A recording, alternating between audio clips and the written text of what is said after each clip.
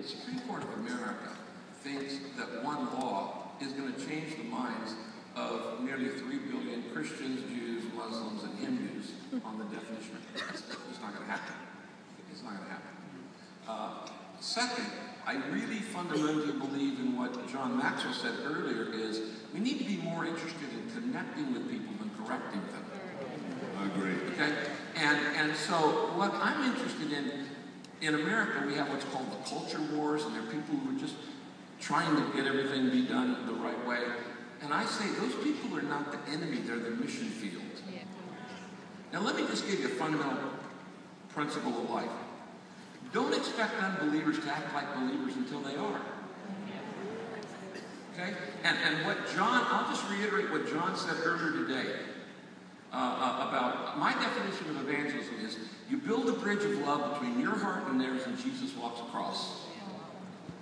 Before people can trust Jesus, they've got to trust you. Before they want to know, is the Bible credible? They want to know, are you credible? And what the world is looking for today is a message of hope. And when we give hope, then, as John said, we catch the fish and then we clean them.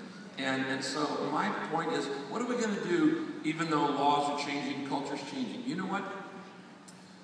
Nearly 1,600 years ago, Augustine wrote a book called The City of God and the City of Man. And in that book, he stood in Carthage and watched the fall of Rome.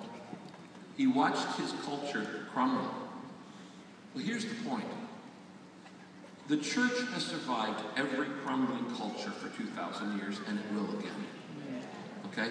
My job is not to save America. My job is to save Americans. If you live in Australia, your job is not to save Australia. Your job is to save Australians. And Jesus didn't die for a nation. Jesus died for people. And so